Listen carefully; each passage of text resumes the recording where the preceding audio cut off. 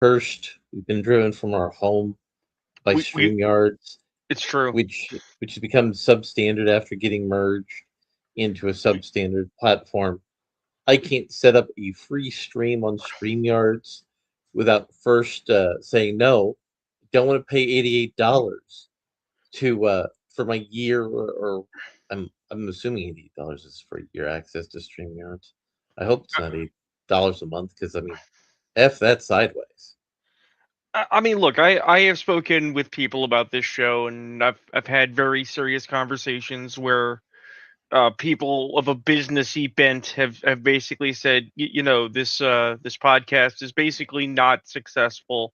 It's just guys hanging out, which is true, right? I mean, that's But like 90% of all podcasts. yeah, the thing is that at the same time, it's less just dudes hanging out having a conversation, and more like we have been systematically driven into the wastes. We These are have, dispatches, ladies and we gentlemen, have, we have, from the wasteland. and in a certain sense, that's the nature of our criticism. We've been driven out of the heartland, and we've been put to the edges, and that's what brought us here. I mean, if we really wanted to be successful at this point, what we would actually need to do is stop the podcast for a while and be a little bit more thoughtful, a little bit more proactive, start over from scratch. Well, right and now this is a holding pattern, and, because and of that course, shift to grift based commentary. You know, if we decided to talk about the quartering quitting Twitter, we would get views. I mean, not that many views. We could also talk about Eric July selling out to a major book publisher and abandoning everything he stood for. I mean, Uh, didn't we already talk about that? Didn't we talk about business last week? yeah, but we didn't go fully balls deep into business. Ah, it's true. I mean, these are thoughts, and like we should format it in such a way that we can make YouTube Shorts. YouTube Shorts is where the kids are. God, Maybe and maybe do like a TikTok to do shorts to lead people back to the YouTube. I mean, it's funny because over on my Substack, which frankly, if we're honest, might as well be a MySpace, right? Yeah, Um, yeah. I lay in to kids doing YouTube Shorts hard. I I mean, it works. absolutely castigate them. It's what the evil corporation wants, and it's not just YouTube Shorts, but there's now the next level of the YouTube hustle. Have you seen the next level of the YouTube hustle? I mean, you have to define it so I can say whether or not I've seen it. So let me present an image to you. All You and I right. are gonna go into the Chat GPT or the Claude and say, "Hey, give me a narrative script for a video called What It's Like Becoming a Multi-Trillionaire." And then the bot would generate that script. And then we'd go into another bot and say, please make an animation that corresponds to this script. And then we would go into another bot and say, please make voices that correspond to the script. And then you would dump that into the YouTube algorithm. And these videos are doing 50 to 500,000 views. Yeah, I've seen some of that slop. I came across one that was claiming to be 40K based, and I realized how wrong it was when they used the likeness of John Wick. I was like, I that's mean, not 40K. well, hold up. I mean, you could have Corvax be, John Wick. Right, but it shouldn't actually be Keanu Reeves. I mean, also Keanu Reeves is a perpetual, so he could be an earlier precursor of the I Emperor. I will grant you that clearly, if uh as I think of it, Henry Cavill. I don't know if you watch this show. I bet you don't. But I'm gonna put this into the atmosphere, and we're gonna pray to the great material continuum. Uh, if you make Keanu Reeves play a Lennius person in your 40K show, you will make $1 billion from nerds. I mean, that's the thing I hated about the Berserk comic is it didn't lean hard enough into immortal Keanu Reeves. Right. Actually, I didn't read more of it, so I'm going to ask: did you? Has more Barbarian in Chains come out? It's Or not Barbarian come Behind out. Bars? It's not come out yet. I've not had the opportunity to get my latest load from my comic book shop because it was Mother's Day today. Yeah, I heard about that. A lot of people are having the dumbest conversation ever about Mother's Day. What's the dumbest conversation about Mother's Day? Instead of talking about their mothers and how much they love them and or miss them and or are glad that they're never going to leave them, people are instead arguing about whether or not whether first of all whether or not dads can be moms. And I don't mean in the The biological sense. I mean in the sense of if you're a stay-at-home dad, do you count as a mom for Mother's Day? The answer is no. You're a father. What the fuck? Um, the other component is people saying that quote unquote women with a fur baby don't count. So women that have decided rather than having biological children to instead have proxy children, whether because they can't afford a real child or because they are unwilling to commit to a relationship to make a child, having instead a pet, they don't get a Mother's Day, therefore they can't be mothers. well, And I mean, the fur baby can't give you gifts or anything. sure, but my thing is that frankly, not only is it a non-issue because if some woman wants to think of her pet as her baby and have a little thing and buy herself a Mother's Day card, as sad as that might be, that's her fucking business, Yeah, right? but I mean, In, the creator in of Mother's Day hated the holiday within the first 10 years of its existence, so I'm, because it was I, overly commercialized. right, I'm just saying, like he should be using this day instead of bitching about owning people on the internet to concentrate on your mom. Some of us don't have moms anymore. This is a day for remembering and loving the person that made you who you are, even if they drive you up the wall. And I made the effort to try to have a conversation with my stepmother because it's Mother's Day and my father passed away. Oh man, that's rough. Yeah, yeah. And we never really had a relationship, so it's also awkward. I mean, yeah, but at least you're trying because you recognize that like it's the only stepmom you've got, you know, and it is Yeah, the day. yeah, yeah. The Um, this is so, this is one of those things actually. We used to be a society, Larry. We used to believe that there were things you did not because you got anything out of them, but because they were the right thing to do, and that they were their own reward in time, mhm.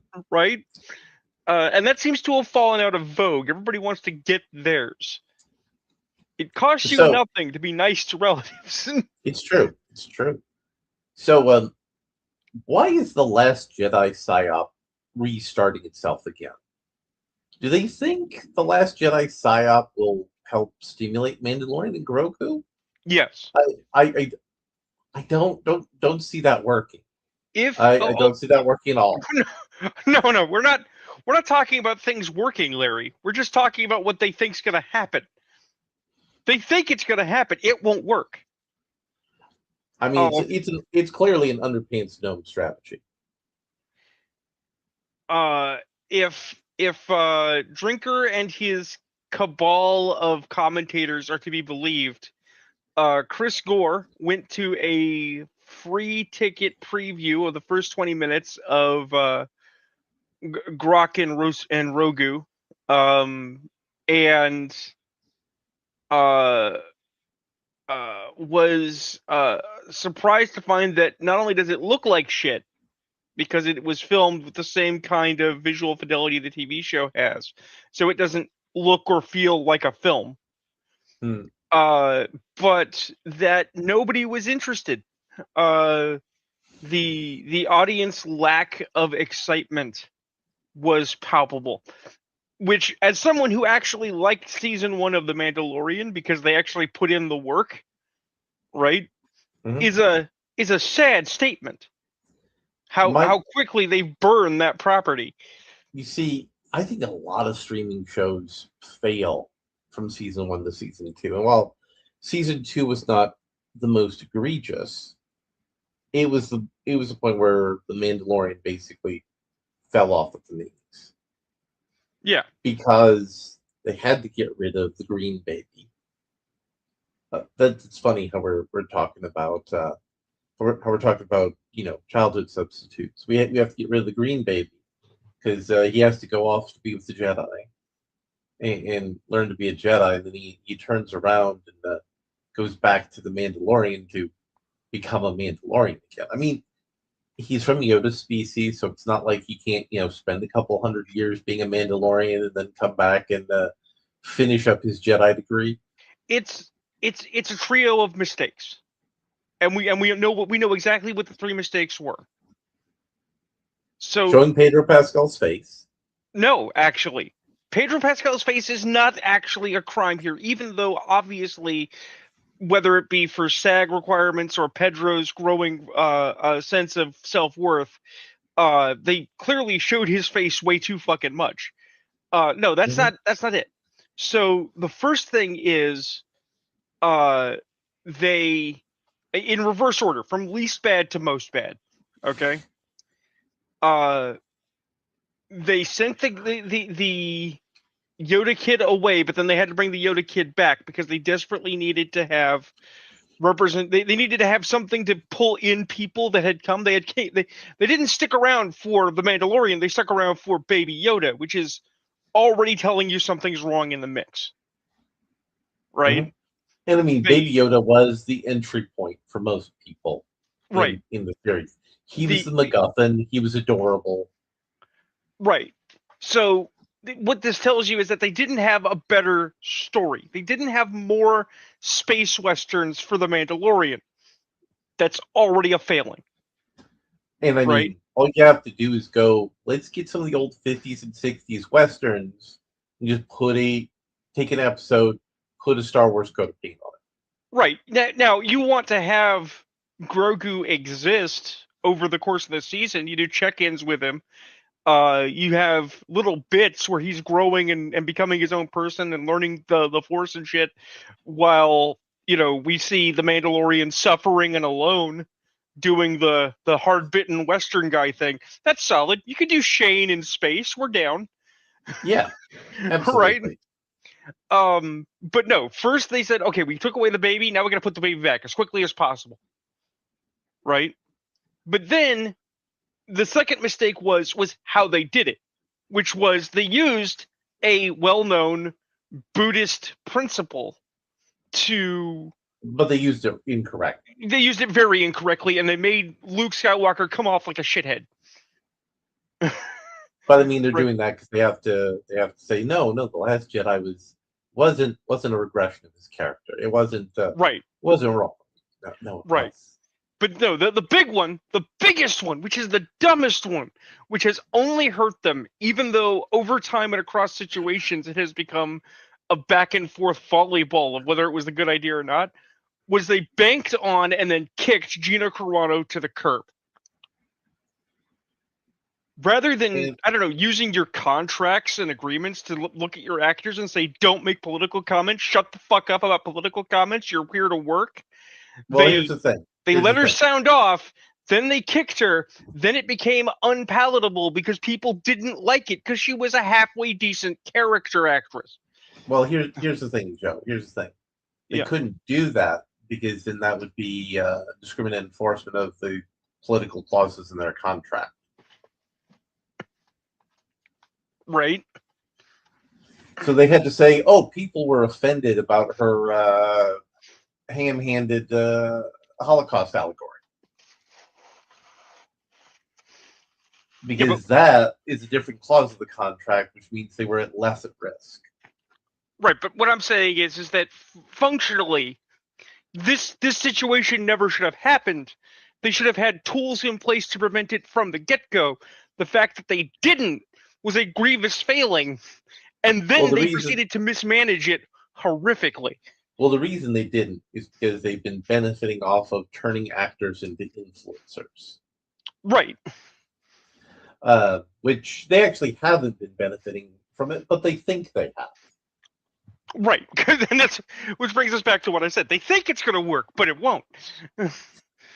But really, as the seasonal no, the Last Jedi wasn't bad, guys. Honest commentary comes up, and I'm looking at that, and it's having me reflect back on Ryan Johnson's filmography, and Ryan Johnson isn't a particularly good storyteller.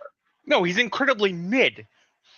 He's had And all of this opportunity since his previous Jedi work to prove to us that he's actually a genius and it was Disney's fault, and has screwed the pooch repeatedly.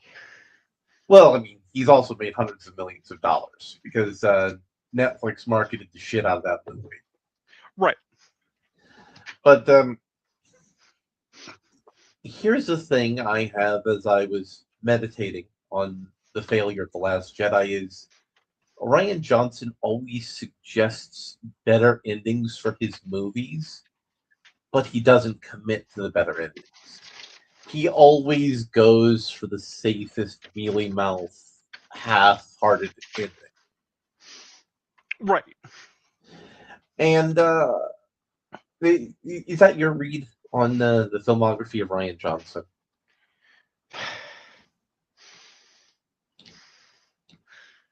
Because I have not watched his more recent outings, I only know their existence from our own conversations about them. I cannot say for certain. Well, I mean, you But saw Luke, I saw Looper and I saw Last Jedi. and And the Looper and thing The is Last that Jedi both had a more interesting idea of an ending, and then didn't commit to it. well, the thing is I actually can make the argument they had multiple endings Well, yes, but like, because let's use The Last Jedi. Let's use The Last Jedi okay, for example. If Rey and Kylo Ren embraced hands and looked out into the mirror in space in an evocative, dark reflection of Empire Strikes Back, and Rey and Kylo decided to rule the First Order together and make a better galaxy, that would have been a hell of a lead into a third movie. oh yeah, The problem is that was a very unsafe lead in for Disney. Disney doesn't want movies to be complicated and messy in a way that makes the audience go, well, how are they going to end it? How right. are they going to stick that landing? And that was the perfect thing they could have done. Also, the the the whole crate plot leading up to crate and at crate was stupid. It was like, what if we need to teach Poe Dameron how to make a military retreat and do a military retreat as a valid tactical option? Well, I mean, that's just stupid. All of that is stupid. And Carrie Fisher was actually dead during. They didn't finish all the shots for Carrie Fisher for that movie. When they did some of the pickup shots and the cleanup shots, she was already dead. So that's part of why Leia had her explosive coma for so long in the movie. Well, here's this about that. Interesting aside. You and I are involved in a story currently that is Mm-hmm. functionally a war story. That's actually something I was referencing in the title of today's episode. Hmm. It's episode XX. Yeah. And go ahead. It's a joke that if you know the joke, you know the joke. Right. But I am currently playing, as you know, the character who is basically the hero. I not the hero of the story, the war hero, right? I mean, And I would go so far as to say that your character Byron really fits the traditional Irish model of the hero. oh yeah, the thing is that we have this other character, Taquanchi, and Taquanchi wants to be the hero, right?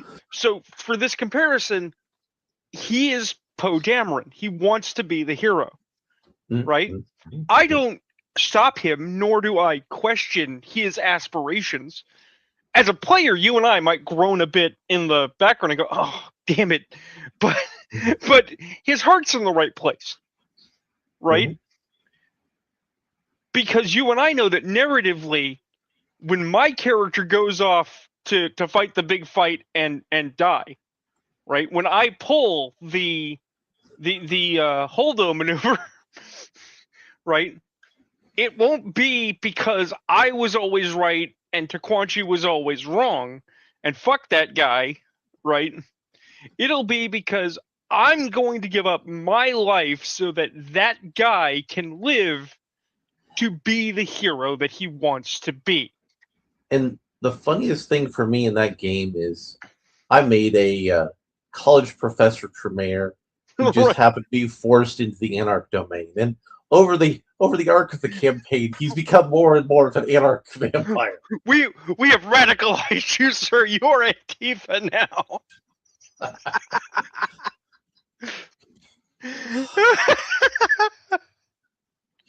But I'm gonna uh riff on the subject of moment. You're talking about the return of the gaslighting of uh the Last Jedi was good.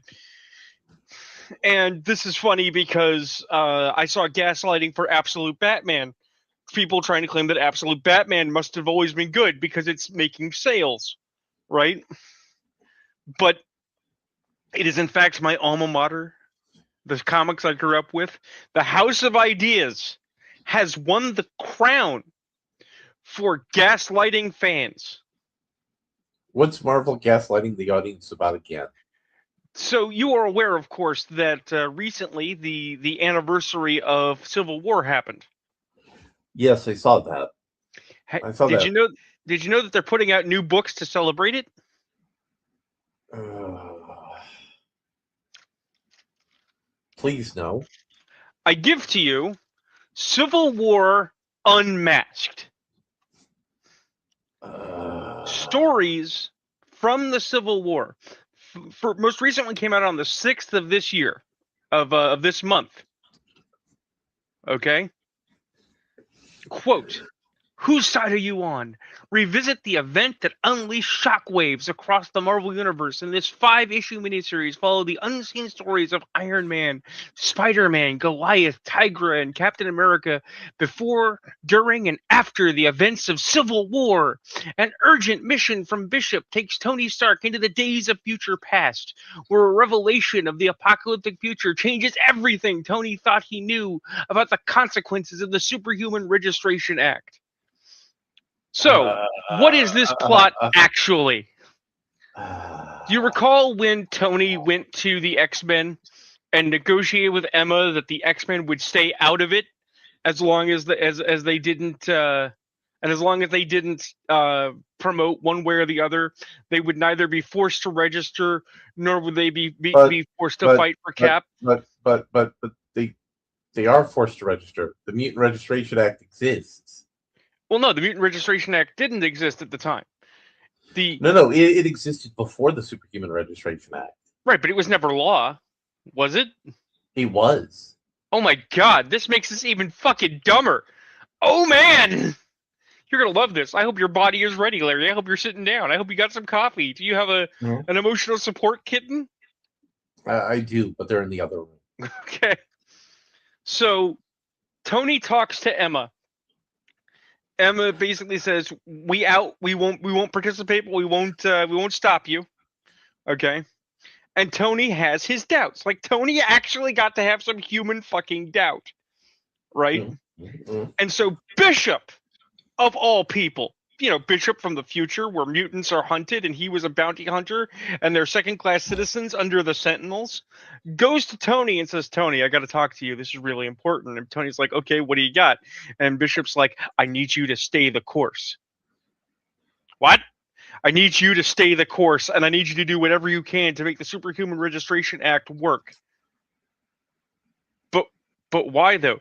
Because if you don't, they have a backup.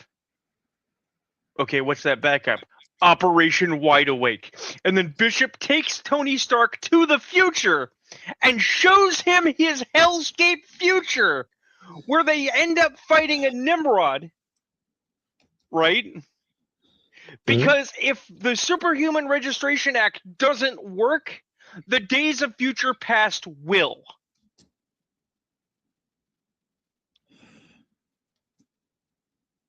Okay? But wait, we're not done yet. So now we jump to modern day. Tony Stark goes to the president and says, President Head Not on panel, I know about Operation Wide Awake. And the president's like, I'm going to assume that's when you were the defense minister or the secretary of defense. He was Shield. He was head of Shield. No. They say he was secretary of defense in the book. So now we are led to believe the head of Shield has to be the head of the secretary of defense for the United States, which is fucking retarded when clearly Shield would have to be an international task force for the UN. Well, I mean that was Stan and Jack's original idea. Right. So the president refuses to comment on whether or not they are planning to implement Operation Wide Awake, which would basically be let's have Sentinels take over the world to control the mutant problem as a result of the Superhero Registration Act failing if and when it fails. Right? Mm-hmm.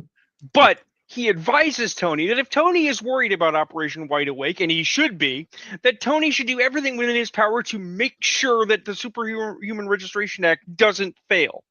Thus stating, basically, that the President of the United States threatened Tony Stark with imprisonment and destruction if he did not imprison other superheroes for the government.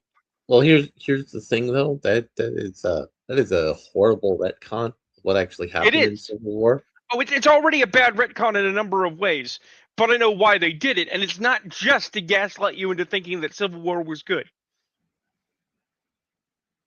Because it was not good. So here's the thing. At the time when Civil War came out, what had just happened? 9/11. 9/11. And the War on Terror. Right, we were on the War on Terror, we were in the middle of Afghanistan, and Bush was president. And Tony Stark was meant to be George W. Bush, but if George W. Bush was correct.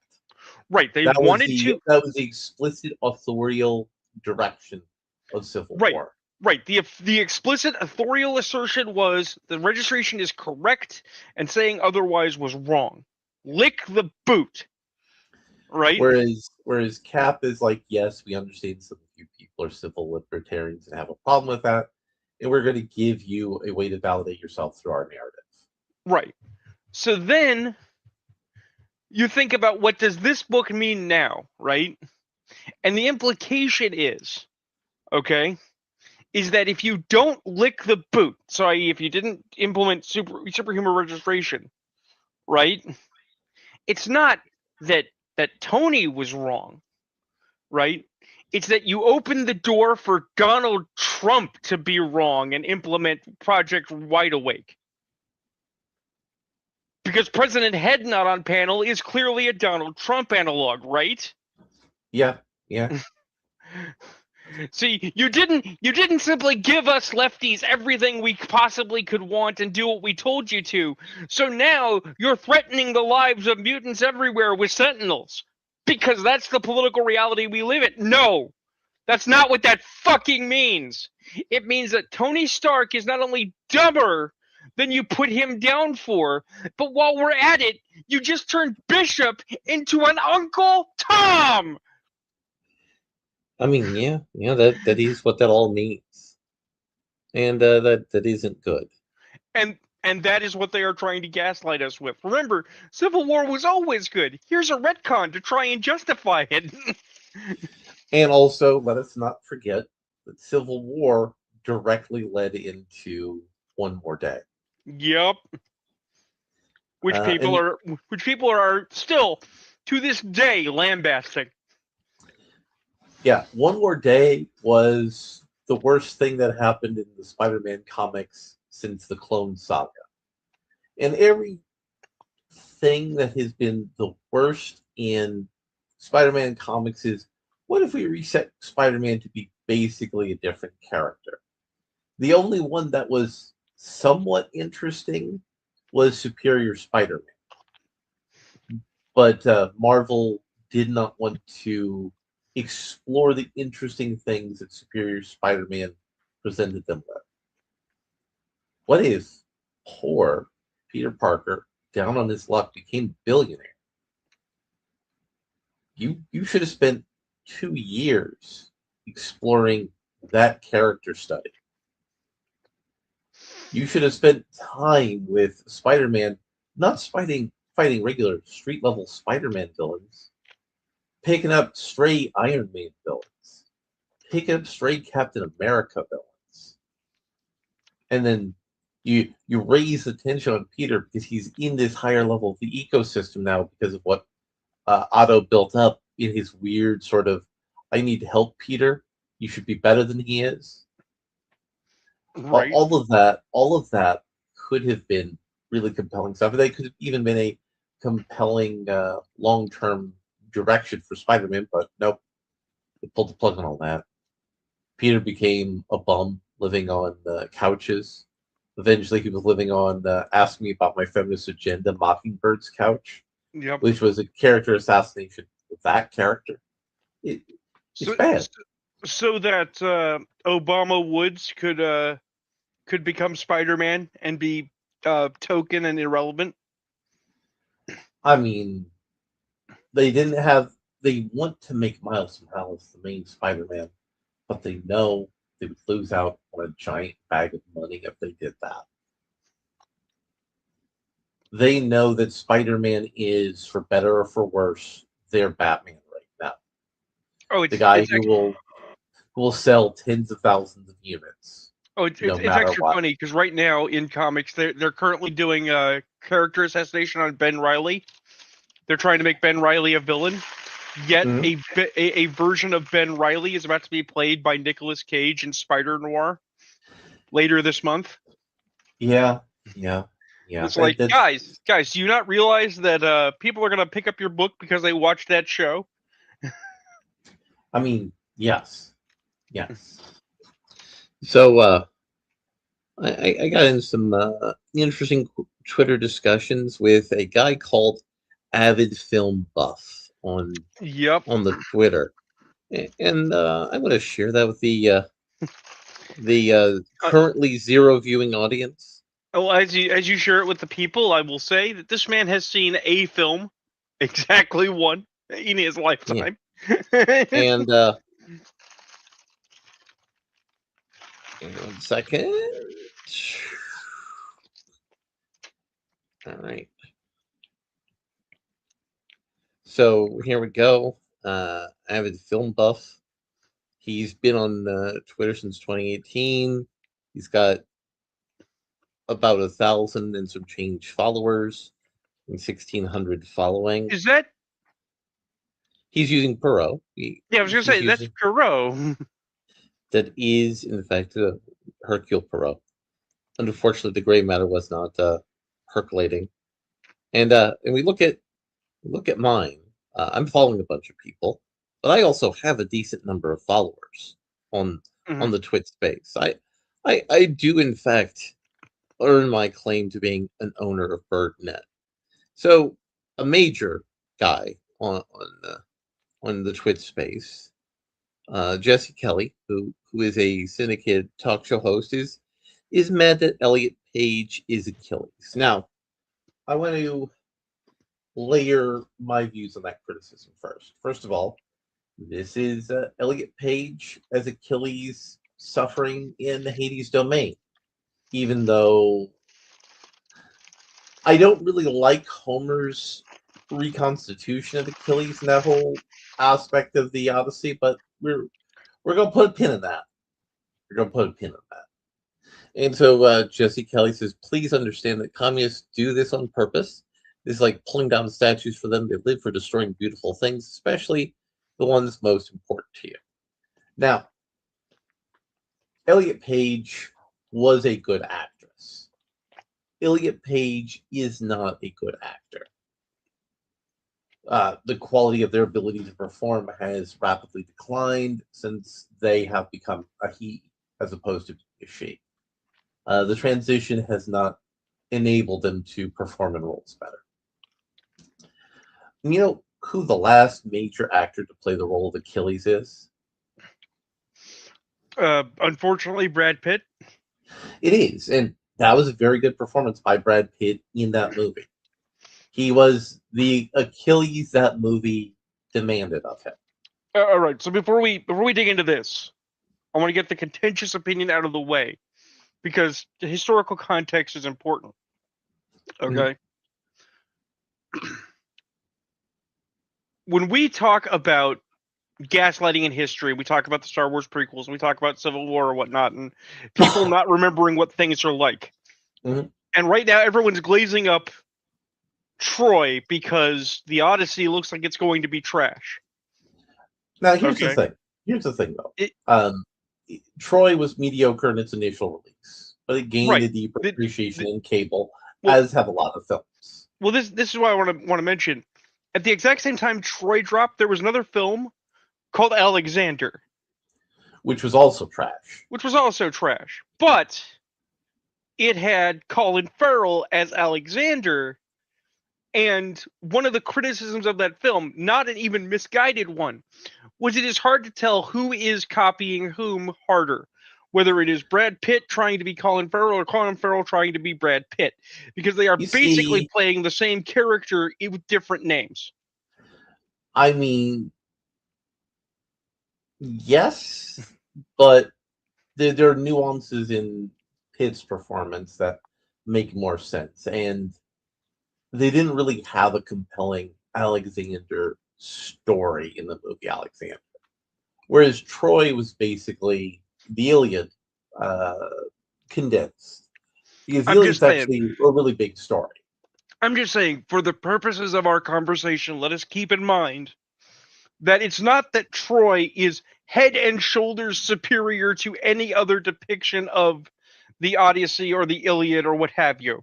Well, let, let me Okay, let me let me put a pin on that pin. You know sure. when the previous major film was that did the Iliad and the Odyssey? I mean, I'd have to assume Jason and the Argonauts, which was like the 50s. Yeah, no, not Jason the Argonauts, but it was the same year. It was the 1950s. So Yeah, there wasn't any architecture. There wasn't anything anchoring in the yeah. the icon to the 90% of the people to 99% of the people who never read the Iliad or the Odyssey, or who read it in high school and or college and forgot about it. Although, real quick plug, guys. If you have not seen Jason and the Argonauts, that's the one with the Golden Fleece and the Skeleton Warriors, Ray Harryhausen. See that shit. It's still amazing. It holds the It fuck up. is. It is.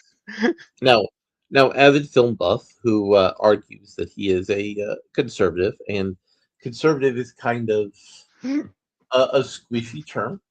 He counters Jesse Kelly's presentation. Yes, Christopher Nolan, who portrayed anarchists and working class revolutionaries as villains in the Dark Knight trilogy, that was not Bane. Bane was not an anarchist. Uh, Bane was a revolutionary, but he wasn't an anarchist. He wasn't a Marxist. He was a militarist revolutionary. He wanted I an mean, authoritarian regime. I will actually posit he was none of those things, but clearly, avid film buff isn't using all cylinders here. He has not. He has not. But The I would argue, Joker. if we were to discuss it, I would argue Bane was an opportunist who Mhm. clothed himself in revolutionary garb and rhetoric to which which exploit a yeah, well-founded discontent. which fits the narrative that Nolan was going on with Gotham as a allegory for the French Revolution. Right. Um, the Joker as an anarchist is Kind of lame. it's kind of lame because really it's about nihilism, and both the Joker and Two Face are how you keep your psyche against the utter nihilism of existence. And Batman is the synthetic answer where you believe in people because people aren't actually nihilists. people believe in things. People are mostly good. That's what's that Batman movie. You Uh, know, now that you've dropped that coin that Gotham was supposed to be France in the Revolution, I am in the actually third movie, I am actually seriously displeased because it means that Nolan did not read a book, and he really should have read a book. You which know, book? you turn Bruce Wayne into Lord Blackney. You do the Scarlet Pimpernel. I mean, yes, For fuck's absolutely, sake! absolutely. And in the first movie, Rachel Gould wasn't a revolutionary. He No, wasn't even a terrorist. He was just a guy who killed people for money. If we really want to get down to it, so I think he fundamentally doesn't understand the Dark Knight trilogy. Um, and Broken Individuals and Oppenheimer. And Oppenheimer, I criticized him about extensively on our back and forth because Oppenheimer is not a broken individual. Oppenheimer is an asshole. He's a very intelligent asshole. He was the necessary asshole to bring all the right people together and bring all the science together to here's make the atomic bomb. But he's an asshole. here's the thing. Here's the thing. Let's clarify terms real quick. Dark Knight trilogy fiction, right? Mm-hmm. Oppenheimer historical. Now, if you want to say that it's a fictionalized account of actual history, that's a debate. That's a different conversation. We're not having that. Stated fact: Oppenheimer, the man, existed. The bomb existed. The Manhattan Project existed. And if you want to know whether or not Oppenheimer was a left-leaning commie, go He read a was. book. Yeah, He it's was. there, right? The Odyssey component of a historical fiction. It did the Trojan War happen? Well, we found Troy. We could And assume a war happened, but the actual archaeology suggests several wars happened. But I want right. to But go deeper but into then Oppenheimer for a but moment. I want to go sure. deeper into But I Oppenheimer. but I just want to make sure that we're clear. It's like the Iliad has the interference of gods. The Iliad has objective magic. The Iliad has demigods. It's not real, but it is concerning real events at the same time. Mm-hmm. These are three different styles of story. We shouldn't judge them all as being needing to be somehow realistic. Right. And we're going to get into not realistic in a bit. But Yeah, Oppenheimer was a bad man who did bad things and was punished for it. And the man who instigated the punishment for him is a complicated, interesting historical figure. And the movie wants you to think he's the bad guy, as opposed to Oppenheimer, who led to the U.S. nuclear project having its information being stolen and given to the Russians, leading to the Cold War, and all sorts of horrible things. And also, Oppenheimer, as a man, was a Jew who could pass as a non Jew. And he did. And he was able to get to the highest echelons of physics in his time frame. And he looked down upon all of the equally gifted and equally talented physicists around him who were Jews and who were unable to pass, who had to escape pogroms, who had to escape Hitler. And he viewed their moral suffering as his righteous justification to do something which many physicists considered impossible: split the atom, turn it into a bomb. He's a bad guy. In the movie, wants you to think he's a naive, neurotic schmuck. No, he's not naive. He believed whatever it took to justify his own egotism. And the movie also alludes to that. The movie can't ignore things that actually happen. So it's not a trustworthy conservative narrative, if you could even come up with something that's a conservative narrative. It's trying to wash the character of a leftist intellectual who is viewed as a martyr in far leftist circles. And then we get to Tenet, and nihilists as selfish individuals in Tenet. Tenet is not about nihilistic individuals. Uh, it's about something beyond our philosophical conceptions. If you have the ability to go backward and forward in time, you're essentially God.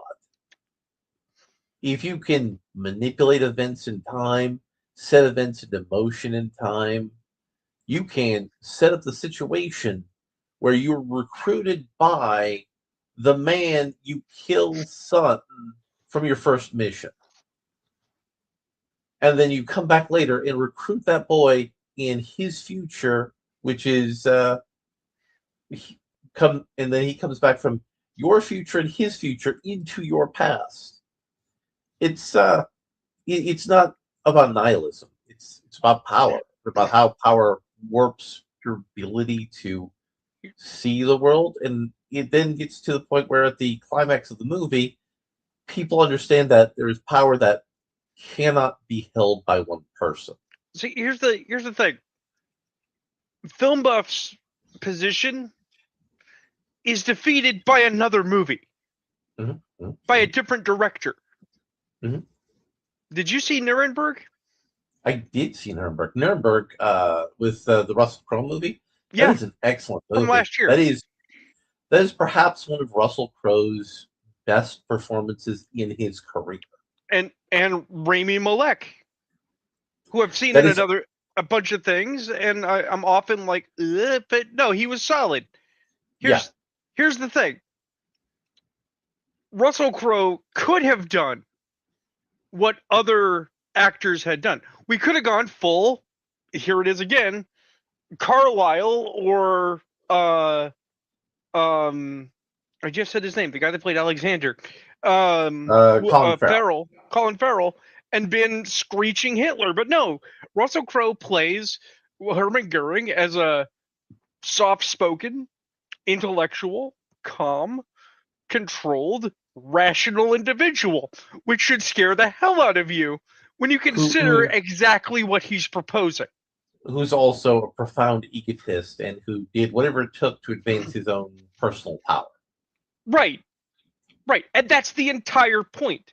The entire point is that the man is actually absolute naked evil in a real Yep, evil sense, and yep. evil is whether you want it to be or not, no matter how moral or ethical you think you are, kind of seductive and insidious because you almost wanna be like, come on, it's Russell Crowe. You can't execute Russell Crowe.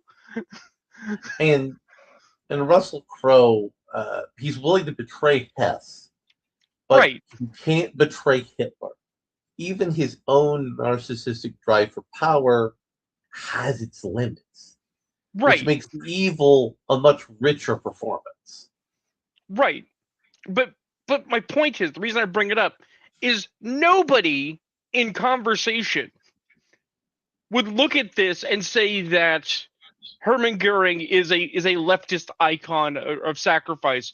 Nor would anyone look at this and say that the persons presented as the ones putting him to trial were wrong. You can't politicize this political story because guess what?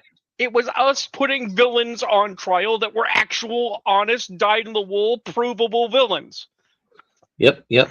right? And he doubles down. So I'm not joking when I say the reaction of many of my fellow conservatives have had against Nolan for the Odyssey has made me lose respect for a lot of them. And so I lay out my thesis. One, historically accurate costumes, which is one of the criticisms this movie gets, would have been negligibly more expensive, but would have make it unlike anything else in Sword and Sandal. So let's start here first. This Yeah. is the point that he, for some reason, claims he can't get, even though movies have been doing this since we've made movies. You change the visual language to break up cognitive holdings of the movies. You're with me on this point, right? If they went full Age accurate costumes, it would have been visually interesting. Your mind So would not go back to Troy. Your mind would not go back to Brad Pitt as Achilles. here's the boggle. All right. I have seen the historically appropriate armor for the time. Yes, and they Okay, people made it. People have used AI to make images of it. right. I actually think it doesn't look good. I don't think it would be good on screen. But I think having you could make said that, something. I think you could make something similar enough to it that would be striking and different. here's the thing. Having said that, I have seen the opposite end of this spectrum. We've already been there, and it's not Nolan, right? Mhm. Because the opposite end of that spectrum is 300 in leather jock straps and nothing else. But Okay. but And that is pretty close to what Frank Miller had in the comic. no, in the comic they actually had full on armor. Okay. It was just not necessarily always obvious because a lot of the art is done in sort of a sepia tone. So Sure. bronze armor looks brown with all the other browns, right? Um, my point is that there is a shared sort of agreed upon non-specific language for the classical era and the early Roman era. It's like, for instance, the lorica was only around for a very limited amount of time before the Romans swapped over to chainmail. But in every single Roman movie you ever watch, we got There's guys a with lot loricas and the late shield because you have because to. but the Lorica is so visually striking. If Right, you make a Roman movie with him in chainmail, people will think this is kind of like a classic knight story. right. And So with that in mind, I'm just saying, if you if you make it look like they're Greeks and it does have some visual similarity to Troy, it's might be inescapable, but at least we'd all agree on it. The problem with Odyssey's imagery is not that it's necessarily off base one way or the other. It's that it is so fantastically fanciful that it looks like trash. well, you see, I don't think it's fanciful. I think it's extremely vanilla and bland and underwashed. So we everybody's I would consider Troy's armor and costuming to be more fanciful. well, I mean, first of all, as anyone who's a serious lore nerd knows, there's still a lot of not even studded, but uh, stapled leather armor that makes the rounds that shouldn't exist. Which is not to say that boiled leather doesn't exist, but it's like, come on, people. Oh, as I scroll through trying to find a commentary, we should probably mention that one as well when we get to it later. Mm-hmm. Mm-hmm. Couple of funny things for later, but no.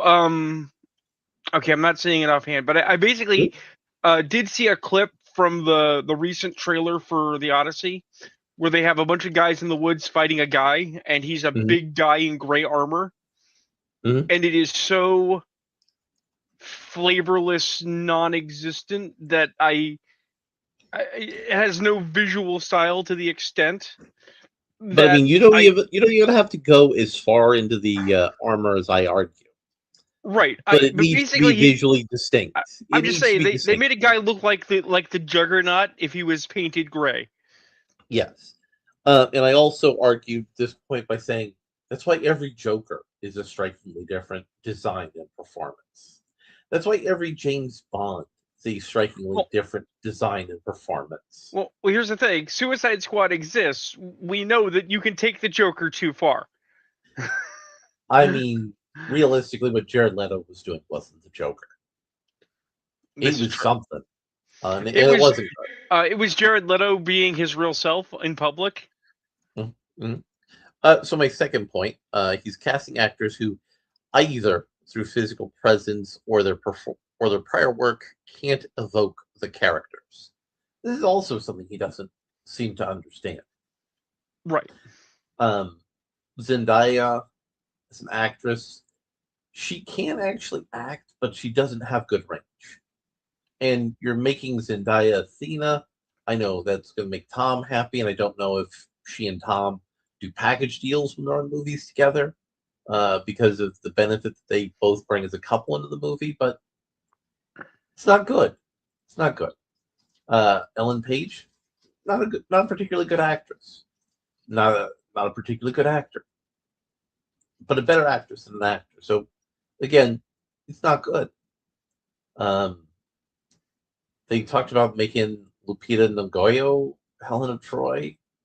I don't even know if that's who they made Helen of Troy, but again, it's not good. Well, They need.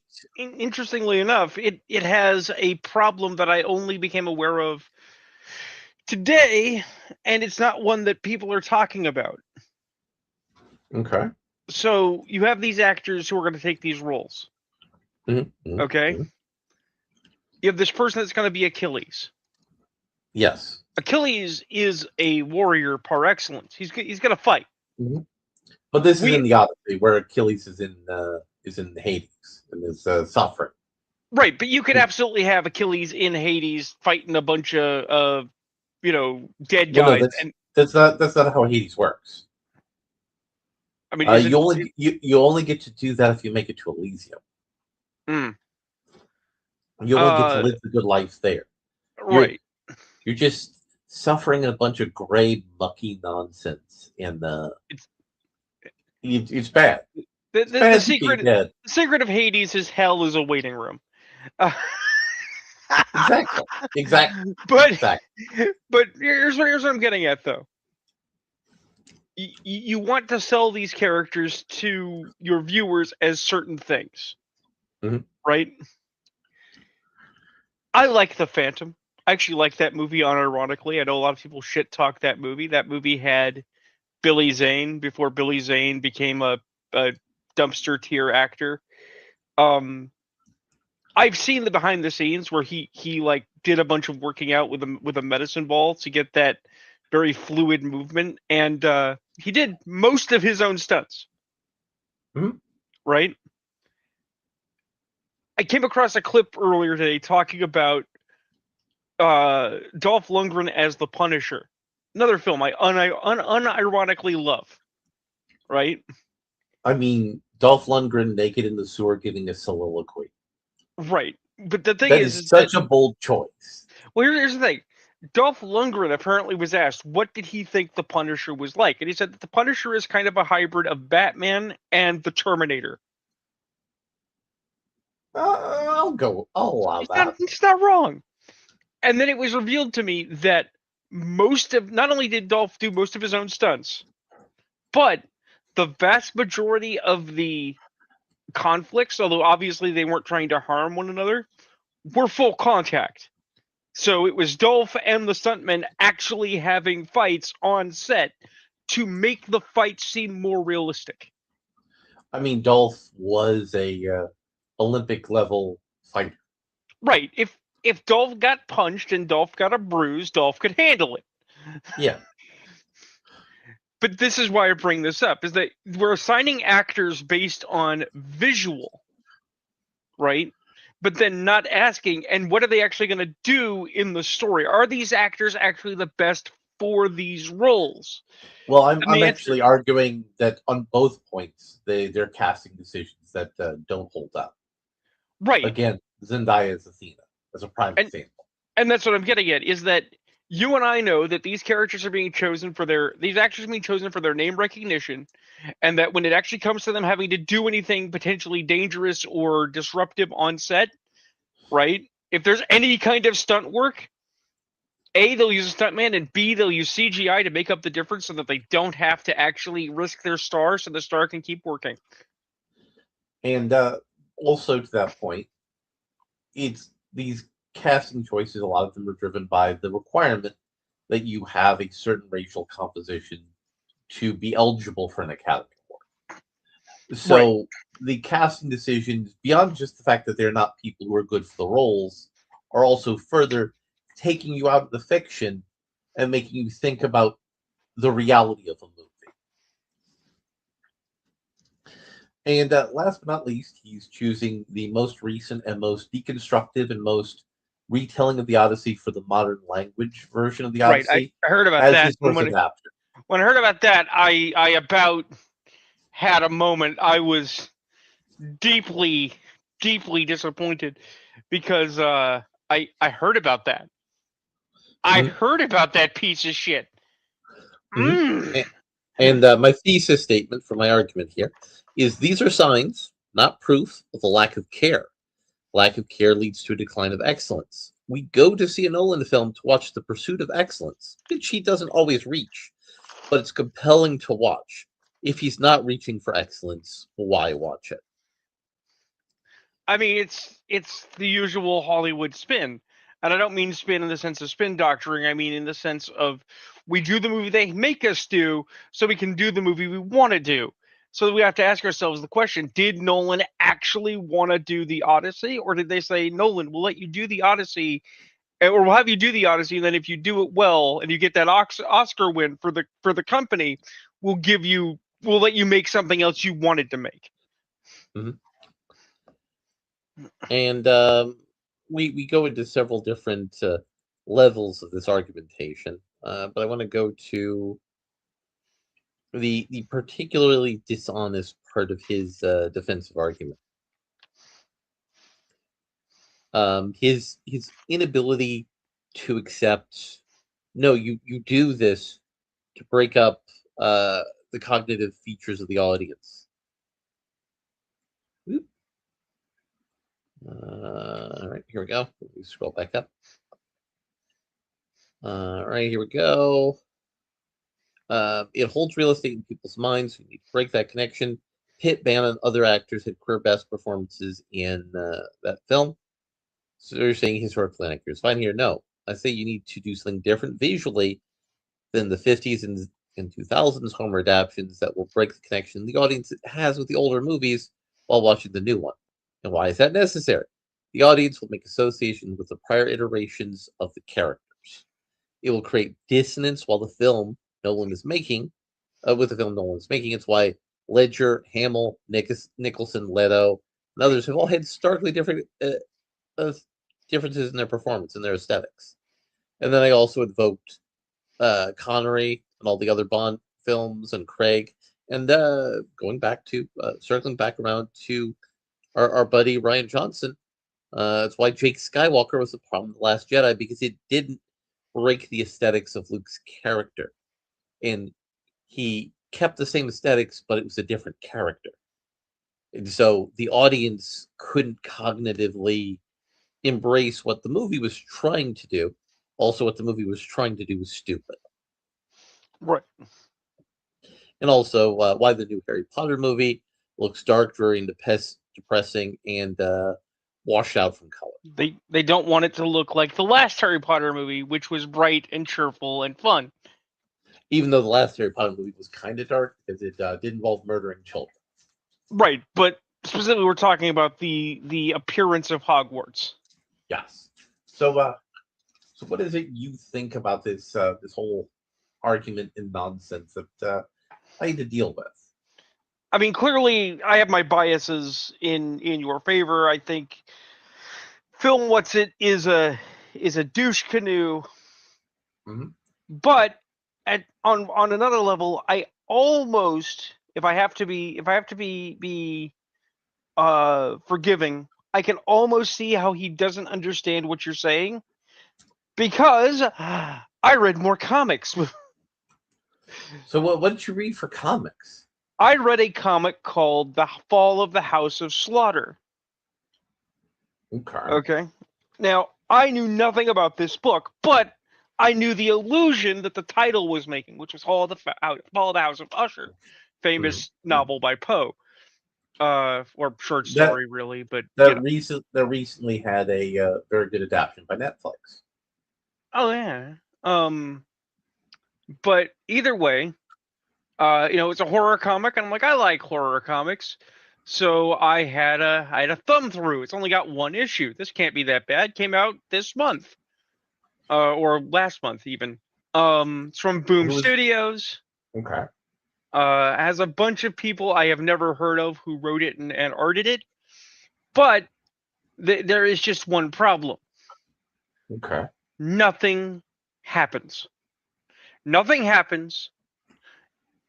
While there are characters, I don't know who anyone is, nor do I care. Mm-hmm. Okay. And there is no importance to any of it. Okay, we are led to believe that there is a house of like a in Chicago, which is the headquarters of a cult. Okay, and people in this cult wear bandanas with like uh, teeth and fangs on them, right? And there's something going on. There's a Game of Thrones about, right? Mm. And so this is the first issue we're introducing everybody, and it should be really character defining who and whatever everyone is. Except we're not. Things just happen, and we don't know who the fuck anyone is. Except for our main character is a woman who wears all white, and her guy Friday is a young punk with a side cut, right? Who hates Uh, popcorn and is of color, right? uh, So, as it turns out, in the last 5 pages, whoever wrote this decided to give us writer's notes about the hierarchy, structure, and imagery of this House of Slaughter, right? Very much like Hickman, right? uh, And it's like cool, great. So in the middle of your last several pages of book, you gave me a dissertation on the background of your book rather than give me the story of your book, right? So shit happens, characters exist, none of this matters. I have no idea who the fuck any of these people are, but hey, we've got lore. Don't you give a fuck? And the thing is that the reason I bring it up is the guy who made this, the guy who wrote this, was clearly inspired by Hickman. mhm. Hickman did this in his X books and a couple of his other books where he does static descriptions of material as storytelling and artistic beats. And this guy, Tate Bromball, said, wow, that was really cool. I'm going to do that too. And then did it badly. Well, yeah, I mean, I think Hickman did it badly first. He did. But Hickman's successful. So people copy success, thinking it's successful. This is why I can't fully discount this guy saying I don't understand what you mean about this idea of breaking with what people know, because it is true that if you don't make a solid break with what people know, then people instead will copy, and Mhm. obvious copies sometimes succeed. There's an entire sub industry of Asylum Films and Sci-Fi Channel Presents based in and around, oh look, they're doing a historical, let's do our version and get it out in a weekend before they go to theaters. Mhm. And they use the same plot beats, they use the same visual language when they can get away with it because they know that's what people want. Mhm. That doesn't Mhm. mean this guy isn't a disingenuous douche nozzle. He's obviously looking to politicize and is kind of upset and playing stupid that you won't politicize the conversation because you're actually talking about how Hollywood does what Hollywood does and Mhm. problems in production, not problems in politics. And I had a similar problem with people talking about the Last Jedi with the great psyop of our time. People saying, "Well, the theme was about how military profiteers are bad." Why? Because they said that military profiteers were bad. I'm saying, yeah, but that doesn't actually do your theme. Just saying, here's our theme. That's not doing your theme. Well, they were on the yacht of a gun runner, and that shows that it's bad. No, no, the yacht could have been any castle. If you wanted to do that, if you wanted that to be a major theme, your opening scene, of The Last Jedi, where the resistance, excuse me, is struggling to get off planet, And then you can actually establish the fuel thing. You can have an alien fuel merchant, and they're saying, "Listen, this is all I have." What do you mean this is all you have? You're making me pay quadruple the price. Well, yes, because I had to save this for you. The First Order got all the rest. Could you imagine that as the setup for the First Order ship show up in the system and all of that? And then later, the fuel crisis is actually established and it's meaningful. And all the First Order using its piloted little drone ships. Oh yeah. It would have been better. And then when you go to the casino planet, you talk about the military profiteers. You're like going, oh, see, that's a setup with a payoff, and then you would I mean, feel better. like I said, I read a lot of books for tonight's show. Um, my I've been dealing with some light medical last couple of days. Uh, Stuff with my legs, whatever. And this meant that I spent most of today laying down with my feet up, and it's like, what am I gonna do? I'm gonna read comics for show. Fuck it. Um, and so oddly enough, if you recall, I made the random comment. I said I am clearly the greatest comic writer alive today that has never been published because I actually think about what's going to appear on the page before I write. Mm-hmm. Because as a dovetail to what you're just putting down, I have two other books I read that are Okay. evidence of people not knowing what the fuck they're doing. Um, So lay it so on. so first and foremost, from does this thing even have? Wow, I do not know what company this comes from. They don't have it on the cover. Uh, What's the name of the comic? it's well, no, apparently it's on the inside. It's oh, okay, it's published by Dark Horse. So Dark Horse got paid a bunch of money to print. I read the new Avatar: The Last Airbender book. Oh my God, I'm so sorry. I know, right? It didn't actually hurt that bad. It's a one of three focusing on the Kyoshi Warriors, the all female earthbending super team, Hmm. which is apparently happening. We assume adjacent to the original series, right? Right. And completely fails to tell a story. Again. I'm. You see, what's ironic to that is I shared with you a story that I'm in the process of writing, which was an Hmm. idea I've had for a long time. I've had the idea so long, you picked up references to things that came out after I originally had the idea. Mm. But as you may have seen if you've read the later iterations of the first draft I sent you, Hmm. I built things around it. I built things after it. I Right. I tied things together because I had a general idea, but I need to have an idea. It could just be, well, here's my engine for my plot. They're two beings with superpowers that were deposited by aliens on Earth. One a long time ago, and one just around the corner. That's a good idea, but that's not enough to be a story. Well, the thing with this particular book that I read through is these five warriors, these five young women, are off to fight the Fire Nation, right? As you do. And they're traveling through the Earth Kingdom as you do, and yet because they're traveling incommunicado, nobody knows who the fuck they are, and Mhm. when they reveal who they are, nobody is particularly impressed, right? Because we're clearly going for a people's biases are because they're women narrative, right?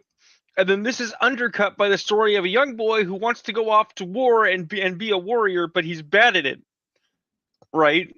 And the Kyoshi warriors are concerned because it's like, well, we can't have him go off to war and die. It's war, right? Um, the thing is that they do no work as a book, as a fucking 26-page book, right? To give you serious context to what the Earth Kingdom's war against the Fire Nation looks like. It all presumes you've seen the series, which of course you have, but it's bad storytelling to assume that your readers have read the stories that came before it. Right? I mean, if you're going to do this, if they were to say, "Hey, Joe and Larry, you're writing a Kyoshi Warrior story," I'm like, going, "Great, the Kyoshi Warriors are actually a cool little group. They have interesting cultural flair. I'm interested." So the first thing we would do is Kyoshi Warriors traveling through the Earth Kingdom, fighting the Fire Nation. They're going to come to a place in the Earth Kingdom that suffered from a Fire Nation atrocity, where Right.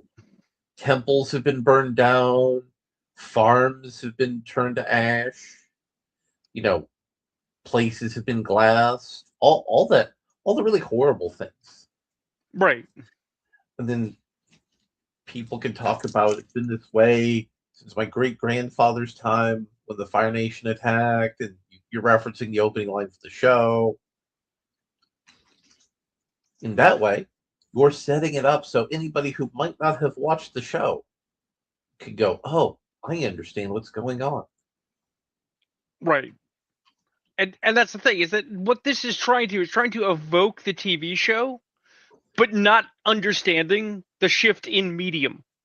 And also, they're picking up bits from Korra, as Yeah. opposed to saying the Kyoshi warriors are an elite warrior from a particular area that was influenced by a prior avatar that might be Right. known among elite social circles in the Earth Kingdom, but not more commonly known among Right. people. But this brings us then to the other book I read, and this one, I, here's the thing you have to understand. I should have hated it. I actually loved the first half of it. Mhm. It was delightful, and then they utterly ruined it in the last like 3 pages with Okay. the dumbest thing ever. But it is an example of almost getting the homework right. I'm not kidding. I don't care if it makes me look like a nerd. I read Sonic the Hedgehog DC Metal Legion, which is a Justice League Sonic the Hedgehog crossover. Mhm. I know that DC's kind of gone heavy into that sort of thing. I mean, they test piloted it with Ruby and Justice League, and that didn't fail. Wasn't great, but it didn't fail. Mhm. So basically, somehow, someone, somewhere, created uh, uh, portal gateways that connect Sonic the Hedgehog's world of Mobius to DC's Earth, and the characters are cross pollinating across for both the good and the bad, right? So they, like I say, they almost did the homework right. Sonic gets into a foot race with the Flash, right? Uh, Amy Rose, the pink hedgehog with the giant hammer, that's a complete pain in my ass in the fan base, ends up hanging out with Diana and the Amazons. Silver, the anal pap smear from the video games, ends up hanging out with the Green Lanterns. Knuckles apparently is hanging out with Superman. Tails got cybernetic bits like Cyborg, and Mhm. Beast Boy is learning how to turn into anthropomorphic people. And yes, because we needed a side of edge with a side of edginess, Shadow the Hedgehog is hanging out with Batman and got a Batman suit. It's stupid. I'm not denying it's stupid, but Now, Sonic got the Batman suit. no, Sonic on the cover is actually in a Flash suit, I which mean, is that's a mistake. no, that's actually hilarious because one of the criticisms of Knuckles is that Knuckles is sometimes just called Red Sonic.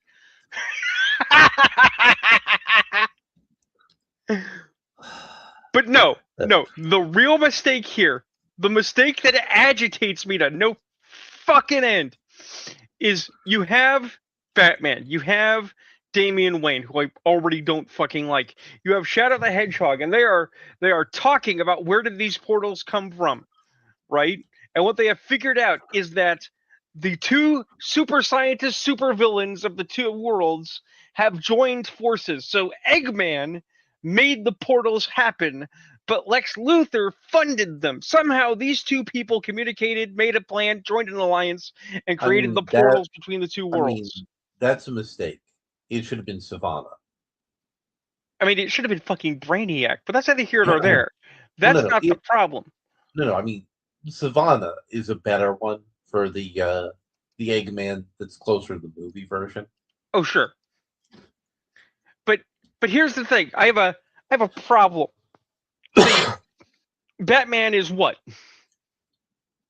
What does everyone call Batman? What is the Dark Knight? He's the guy with prep time. No, no, no.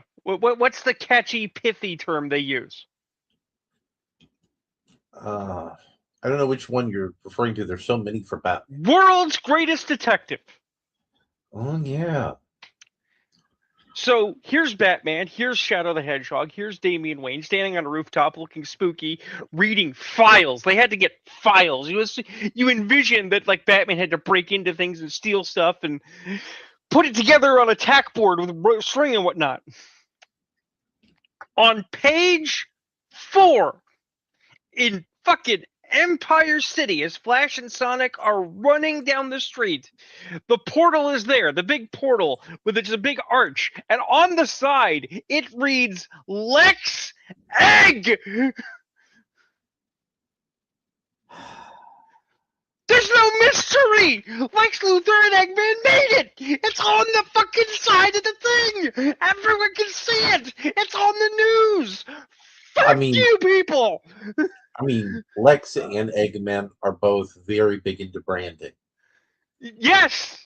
And I'm telling you, it's like, where did these portals come from? I can't imagine. It doesn't. They told you on the fucking front of the thing in front of everybody.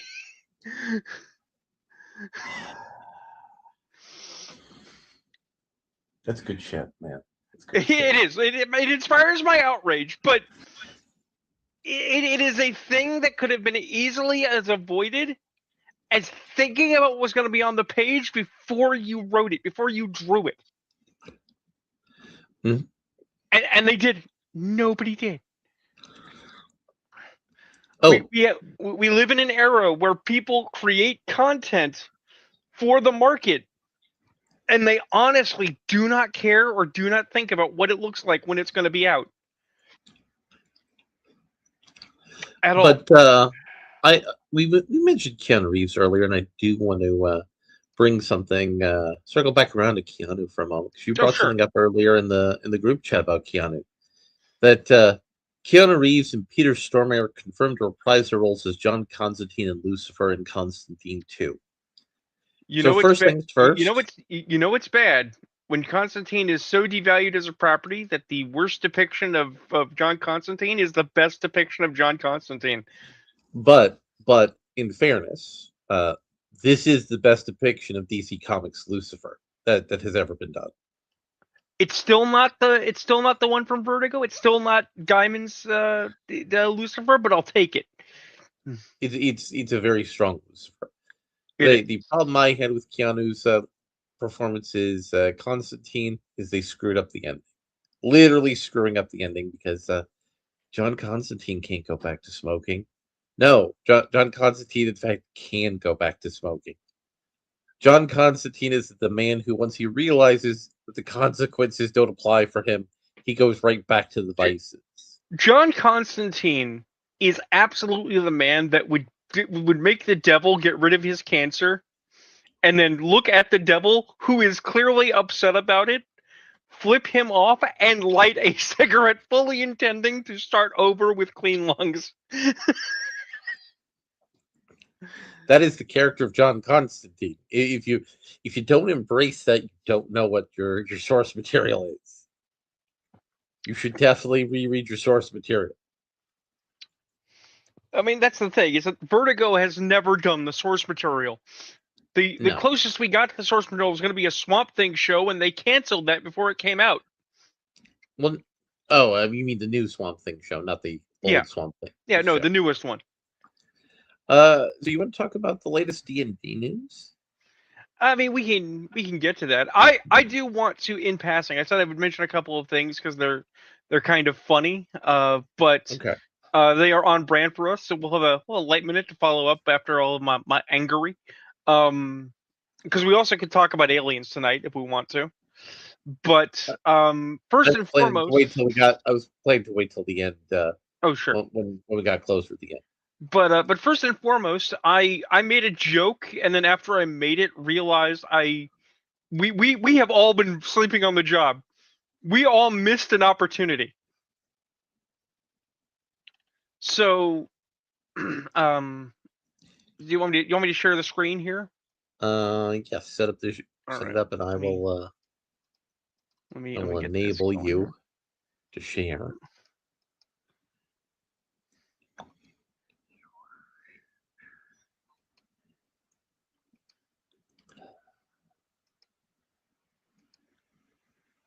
Okay, so I do not always agree with this guy, but he shows up my feed sometimes. Fenrir the Ice Wolf says she mind raped Iceman and made him gay because she's a crazy bitch who wanted a gay best friend.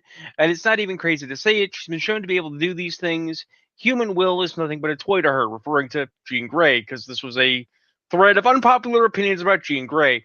And they show a set of panels from when Beast brought the X-Men back from the past to the future, because apparently Angel was flipping out about what happens to Angel when he becomes Archangel, and Marvel Girl just shut down his freak Yeah. out so that he would accept it, right?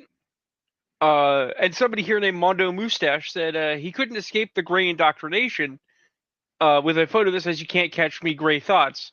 And I asked, should we start calling it the gray agenda? I mean, the gray agenda is pretty good. The gray Not gonna lie. agenda is pretty solid. And I can't believe you missed that. We've been complaining about this bullshit for years, and we missed the gray agenda. Mhm. But then the other one, as I bring it up here, this cancer was this guy DT2 Comics, who I'm pretty sure is a bot, but is not. I'm pretty sure it's a grift twit. Uh, said not Flash to 360 Waves, who said that this is Flash Thompson from comics to live action. What do we think of the MCU's Flash Thompson? Because they took Flash Thompson, kind of all round American guy, and they made him Diet Shankar, as you Yeah. can see. And Telepathic Bunny Comics, who I've hung out with, says DEI hires. What they did to Ned and Jane was Mary Jane was atrocious. I said, especially since we're to believe that Tubbs Chow Mein is going to be the Hobgoblin. And they said the Hobgoblin's not meant to be diabetic. And then uh, DT2 shared this image, so you actually have the sense of what we're supposed to be looking at. This lovable bubble of cute Asian guy, because to be fair, their Ned is at least fun. I did Mhm. watch Far From Home, right? Mhm. It's supposed to become the what, the second Hobgoblin, Um, in the MCU, probably the first. probably. But does this mean they're going to have the actor lose a bunch of weight, or are they going to CGI him, or are they going to get a different actor? It's going to be a stuntman. What exactly is their plan? I don't think we'll ever get an actual Hobgoblin in film version. I think the closest Well, we ever were going to get was Mark Hamill's voice in the '90s cartoon. I mean, yeah. To be fair, there was a pretty good Hobgoblin, all things considered.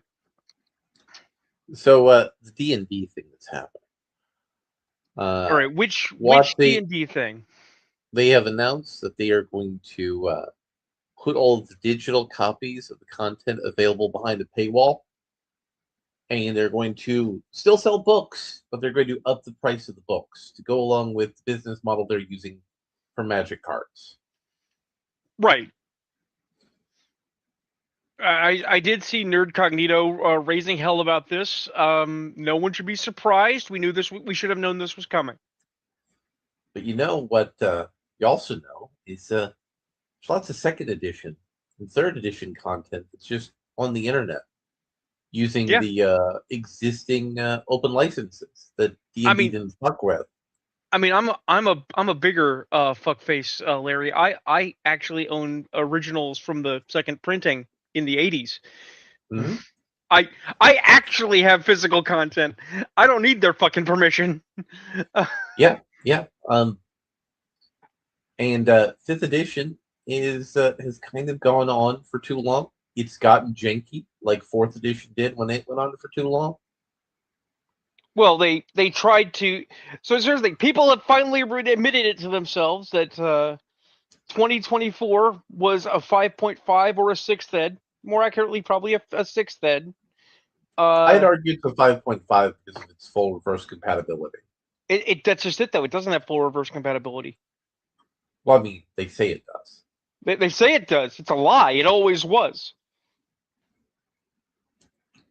But it's worse than that because uh, we're right back to it. We're back where we started. I mentioned that I lay into the talking heads on YouTube Shorts and the like. One of them calls himself Level 20 DM. Hmm? This talking fucking pimple is one of the worst DMs, if he is indeed a DM, I have ever heard speak. I wish I was a more physically capable man. I wish I could meet him in a dark alley. I would love to punch his face in. Because his method of short, right, is to present a DM who is consistently and completely snowed by a player played by himself, because it's him talking to himself, who uses the most exploitative, explicit as written interpretation of the rules for things a DM would not let you get away with. But Not if it's you just understand the jokes. rule book. Not if you But understand it's the rule book. right, not if you understand the rulebook and not if you know how to actually play the game. So when they're like, I use silvery barbs and I commit 10,000 damage, it's like, fuck you. Fuck you, no, you didn't. But the rules say, fuck you. That is not what the rules say. Right. And it's like, well, rules as written. It's like, yeah, but guess what? I am not a computer. This is not a fucking tax form, and you are not a lawyer. Fuck you. But it's like, do you remember the old man Henderson story? I do, and to be entirely frank, it's bullshit. I don't care Well, if it's not. somebody pulled it off. It should never have been allowed to get that far. Well, hold up, hold up. So the old man Henderson story. There are many problems with the story. It's Mm-hmm. entertaining, but there are many problems with Sure. the story. But the biggest problem with the story is it does not use the rules of the version of Call of Cthulhu, Trail of Cthulhu, that it claims to use. None of the mechanics are from the system it's claiming to be from. Interesting. I thought we were talking about Old Man Henderson, which was about kobolds. No, no, no, Or no. no, I'm thinking of Tucker's Kobolds. Yes, Okay. which also doesn't follow the rules as written. Right. But Old Man Henderson has several problems. One of them being it doesn't follow the rules, and the other thing is it uses the classic. I wrote a 50-page backstory for my character and gave it to the DM. Any DM worth their salt is like, no, I'm not reading all that. Your starting level character, I'm not reading all that. In matter of points, we have an example of the opposite in play, which is I gave our GM for V5 very little character background for Hmm? Byron, and now he's been like, can you add more? It's like, sure. Blah, blah, blah, blah. Cool. I'm gonna use this. I'll get back to you. But but the starting character was just a prompt. It was barely a description of a person. It was, if you let me play this, I'll make it work. And my character is a Tremere. Who he started off as you got pushed out of your city by the machinations of other vampires, and you have Right, found yourself into an anarch domain because of the scheming of other vampires. It's very right. basic. Very It, basic. it has since evolved into a character who, number one, wants to reform the Tremere pyramid in his own image, Right. because the reason it failed is because all the previous designs were stupid. Well, I He mean, also says we should cultivate bloodlines like the other clans do to give us a diverse strength of resources and options. Also, we should be more independent from the Camarilla because being all in on the Camarilla, except for a few edgy cases, hasn't benefited us. It has benefited the Camarilla, but not us. right. And we need a vampire society that enables us to keep doing wizard vampire shit. Those are his principles that he's going to reorganize the clan around. But again, neither of us 50-page backstories. No, Nobody does that shit. no, no. I mean, there are people who've done that shit, but if you have any experience, the answer is no. Look, back in org, I had to consistently write 5-page backgrounds for my characters. Not because I wanted to, it was a requirement. You also had to fill out a 20-question, some of them essay, character survey. Not because I wanted to, because the org required it. And why? Because everyone knew that the storytellers were not actually going to read any of this shit, but you had to write it down anyway, both for tracking purposes and to show that you could follow instructions Well, at least for now every single fucking character. with AI now though, you can at least say here are all of the character questionnaires. Yeah. What interesting possibilities are there for the game? Oh yeah. That's at least something we could do now. But you mentioned aliens. You want I to talk did. about aliens? Um, Um there was a there was apparently a alien cat girls exist. So yes, but we're gonna get into that. Let me pull up the screen share. Doot. Because there's been a partial release of data. It's also not particularly interesting or complete data, though several people have since said that this is actually AI fakery.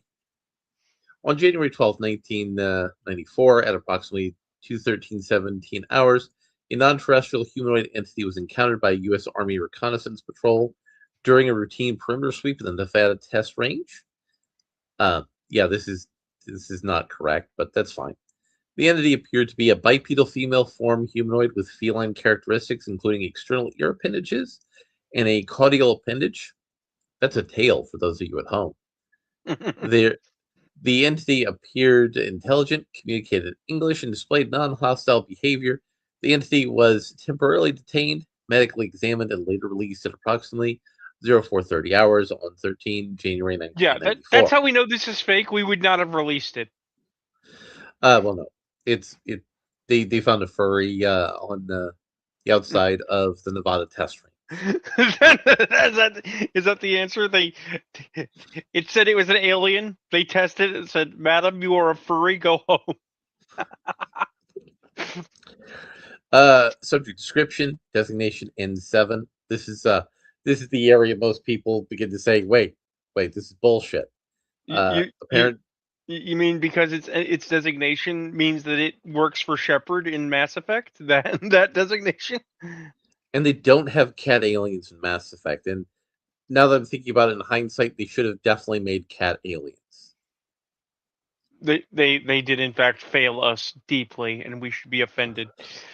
Apparent Gender female, estimated height 20 to 25, apparent age, 20 to 25 Earth years, height 162 centimeters, 5 foot 4 inches, weight 49 kilograms, 108 pounds, eyes gray silver, hair silver blonde, distinctive features, feline ear appendages, mobile.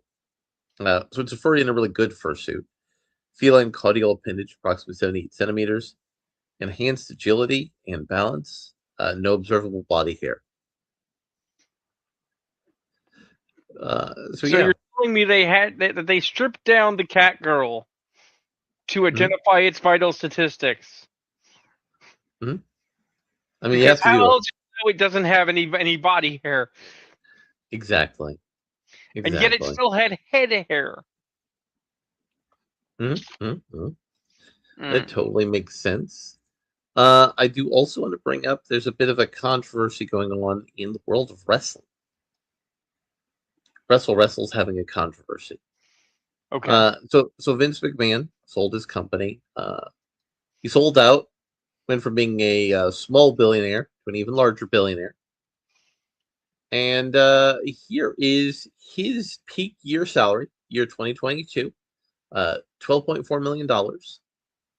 And here is the executive compensation of the executives who ran the company over the last year.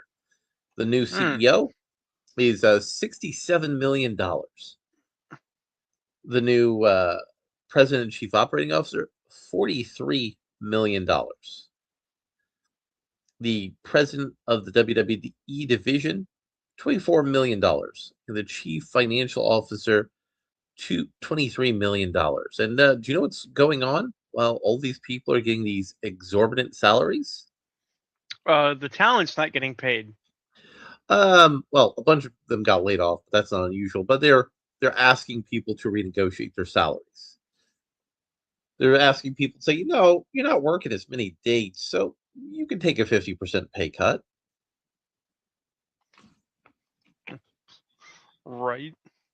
So, what do you think about the fall of the WWE as a cultural institution? Because it's ran by a bunch of suits who are focused on quarterly stock metrics as opposed to running their company effectively. I mean, again, people shouldn't be surprised. We saw this with Marvel in the '90s when Stan retired. Well, Stan technically didn't retire in the 90s. You know what Stan's job was? He came up with ideas and stayed out of the business.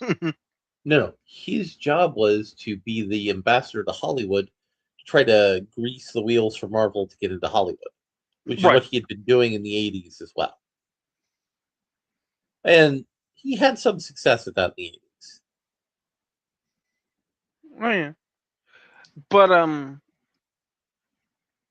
I do want to stay on this subject for a minute. But oddly enough, this also will lead to the last comic I read today. That's right. There's more.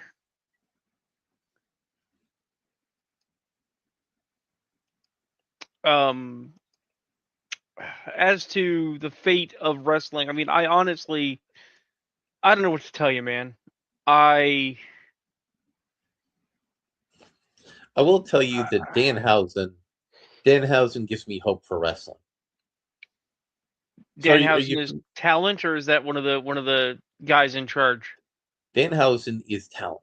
Danhausen Okay. is a guy who was an indie wrestler. And he was in a lot of these indie things that were happening adjacent to comic and horror conventions. And his idea was, what if I combine wrestling, comic convention, and horror convention so I could be marketable to all three? This isn't the guy that says he's cursed, is it? No, he's the guy who curses people. Ah, declares they are cursed. Yes, and Okay. bad things do in fact happen to them after they've been cursed. So he was fighting the Miz, who's been a long-term wrestler who has had good years and bad years, but he's been one of those dependable company guys that he gets to work whatever he wants to work. And the general manager of one of the shows said, "I'll get Miz to be your mentor." And Miz didn't want to be his mentor. He was mentoring another wrestler who was doing an ambiguously gay duo gimmick. And there was a big match at the pay per view. where this ambiguously gay character and the Miz were going to fight Danhausen and his mystery partner. And as you do, speculate who's the mystery partner going to be. A lot of people said, well, it's obviously going to be his real life good friend CM Punk, who lobbied for him to come into the WWE. So I'm like going, that doesn't mesh. I thought, you could just get Steve Austin to show up, be total what the fuck. Steve Austin is helping Danhausen. Would make it a short match. You'd make the audience really happy. Danhausen, because of his indie wrestling and indie world knowledge, chose a better path. Okay. He got micro wrestlers to help him win his match against the Miz and the Miz's pupil. All right. I'm assuming micro wrestler refers to micro like micro brew, not micro as in little people. No, it is Micro's little people. Oh, so he got exoticos. He got literal little people to run in and, Yes, and like yeah, jump like a bunch of midgets. Oh, but that's delightful. but but the little people, they were dressed up in Danhausen gear and in Danhausen styled face paint, and he had Excellent. a cloning machine made out of a wooden box, and Excellent. and the cloning machine didn't work, so it came out as a midget. Here's the thing. Serious talk. Outside of Lucha, have Mhm. we had that level of ridiculous showmanship in wrestling in recent memory? Uh, that's why I called them micro wrestlers, because that's actually a whole circuit of indie wrestlers. They got little people Well, wrestlers going around the country doing the well, show. well, no. What I mean is that we've had a lot of bits where there are stories, but it's been really kind of bare bones because of COVID. So it's guys in the ring doing Yeah, yeah, doing fights, right? But this is almost a throwback, not even to the '90s, but to the late yeah. '80s, Late right? '80s We have were a actually the '70s, right. We territorial we have '70s a stuff. we have a magical antagonist who is going around threatening people, Oh and no, no, no, when no, no, no, no, Joe, you don't understand. Danhausen is the protagonist. He's in his own cursing mind or the. actual protagonist. He's the actual protagonist. He's a face, and he is cursing the heels. Right, and then he whips out a cardboard box or a Uh, or it, a it, a, a it, wooden it was a box, but wood it's a box. It was a box, wood box. right? Yes, it was box. And tiny Danhausen's come out. This is this is solidly old school wrestling shtick. It is shtick Yes, from it is good. Shtickland, and it is golden. And Danhausen has employed more little people than Peter Dinklage has kept from getting jobs. And if only Peter Dinklage didn't have such a stick up his ass, we could have Danhausen versus Peter Dinklage at a WWE event. Oh, no, Larry, remember, this is wrestling. We can get a little person to be a Peter Dinklage look-alike and be the heel and get his ass kicked. I mean, the thing is, though, no midget would want to pretend to be Dinklage because they all hate him. Right, but somebody pretended to be Donald Trump and then proceeded to kick somebody's ass as Trump. So Well, no, they've no, done no, it that was before. no, that wasn't pretending to be Donald Trump. That was actually Donald Trump. Wait, Donald Trump actually got in the ring? I knew Donald Trump showed up for an event. I didn't think Donald Trump actually got in the ring. He showed up for multiple events. There were two pay-per-views that were hosted at Trump facilities. Mother of He God. was he was briefly the kayfabe owner of the WWE. So much so that the stock went down and they had to stop the angle. Yet again, Trump is the touch of death to stocks. But yeah, no. Danhausen is not only great for Mother's Day. He posted on his social media a picture of his wife, and he at a movie theater watching a movie with their daughter, and the daughter was wearing Danhausen makeup. That is adorable and awesome. And his And wife is a goth burlesque performer. so here's why I brought it up. As I said, I did read one more comic. Hmm. I read the 3 issues so far. 20th Century Studios, which is a division of Marvel through Disney for comics, Predator book. Okay. that has most recently come out, and it is quite good. I also read. So pitch me on this Predator book. Okay, so it is either near future or super future, but it has cyber prosthesis and elements of cyberpunk. Mm-hmm. A super rich asshole with like an island, right? Mm-hmm. Has set up a no holds barred Mortal Kombat style blood match with a ring for pay per view on his Okay. island outside of any legal restrictions.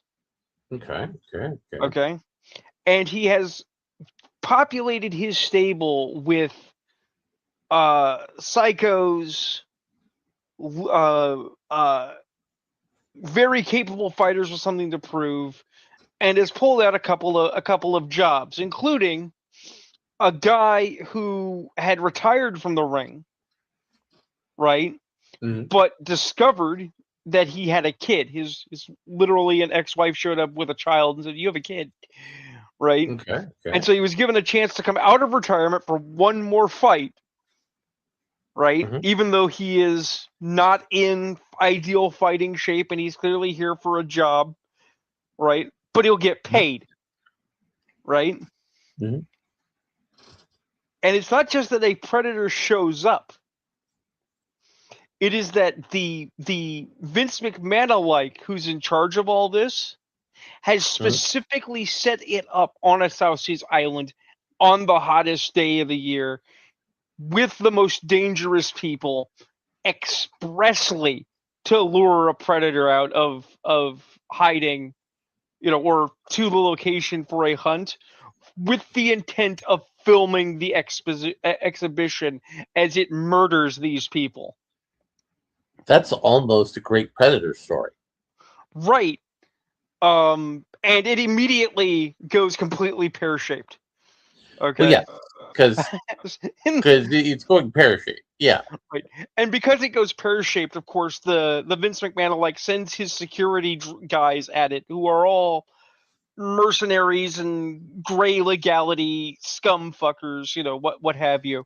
Yeah. And so the talent who are here to fight, some of whom are cybernetically enhanced, some of whom are not, who have to work together to survive, who are Mm-hmm. being hunted and murdered by this predator with impunity, end up they don't work with the predator, but it turns out that they end up in a massive brawl in the third issue where the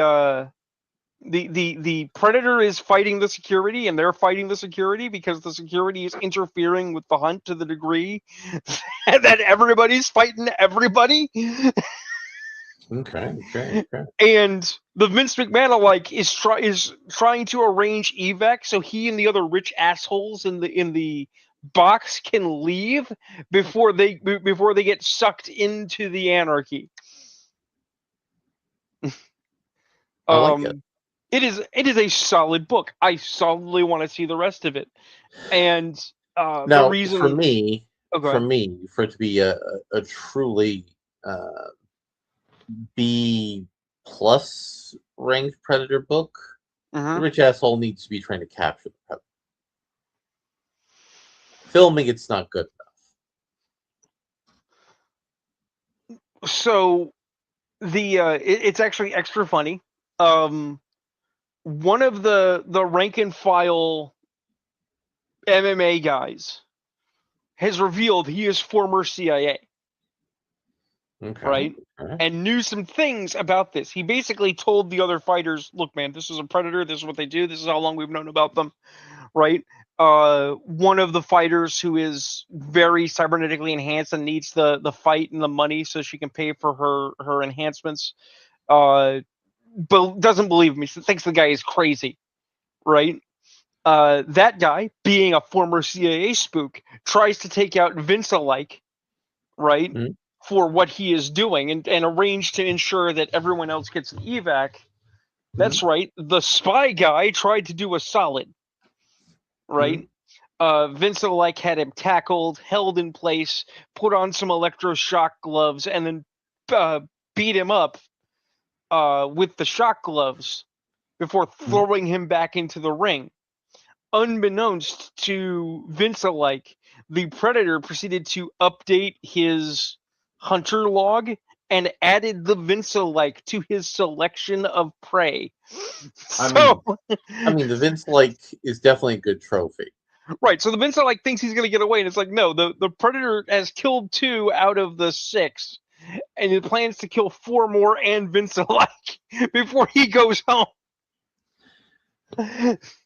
So No, that's good stuff. they're taking That's it good in a different stuff. direction, but they are firmly in the realm that you're aiming for. Yeah. And I mentioned this book because it and the Moon Knight I read today, which I didn't mention because Joe reads Moon Knight, whatever, do coincide with something I've argued about before, which is evidenced by how awful Civil War Unmasked is, which is that good comic books are not tentpole. And they're not following trends. Good comics are done by people who honestly care and just want to tell a good, solid, rounded story.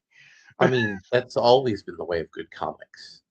Somebody says, we got Speedball. Go do Speedball, and somebody makes a compelling Speedball comic run, Right. And then and they then they say, wow, give, Speedball is doing numbers. Let's make Speedball part of the Avengers. And then Speedball sucks. yeah, yeah. That is how it be.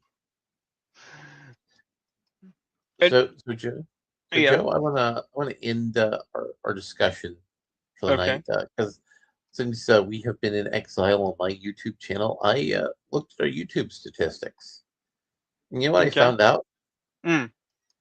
On my channel, which didn't have the network from Church's channel, we're pulling in essentially the same numbers we pulled in on the old Church of Comics channel. Like 1% of a percent. Um, like a couple dozen people total watching the videos. Mm. Not that many live, but cumulatively. Yeah, I'm assuming that there are more people that the we don't have people come in on the live chat, but we have people who watch on uh Twitter or after it's uploaded, what have Yeah, you. I mean, we didn't do terrible numbers for Twitter videos, but I don't know what good numbers for Twitter videos are. And I feel like we've been holding open the store, but we may need to get some. We may need to diversify the roster a little bit till Ayrton and Church are back in a regular position, So what you're or we saying is we need a heel stable. or we may have to do a heel staple. We may have to. Uh, but yeah, that's about the gist of everything here. I've tried to get to I mean, see the. can we get the guy on the show? Can he curse us? Are we cursed? I mean, I think we are cursed, but not by him. Oh, oh. Okay. But actually, interestingly enough, from the podcasts, Danhausen was one of the first, if not the first person on the Conan Needs a Friend podcast. Because Danhausen's gimmick is, what if Conan O'Brien was possessed by a demon? I actually believe Conan O'Brien might be possessed by a demon. That was the joke Conan O'Brien went with. So, I'm not kidding. This is an actual thing. Have you seen Conan O'Brien eat hot sauce? I have. It's a horrifying He image. he never breaks. Like It's horrifying. like my God, he is of Irish descent. I am of Irish descent. My well-being cannot handle the fire that man can consume. Yeah. Well, we clocked in our 2 hours, and We good did. night, everybody. Hopefully, people will see this and comment and all of that. And have a good night.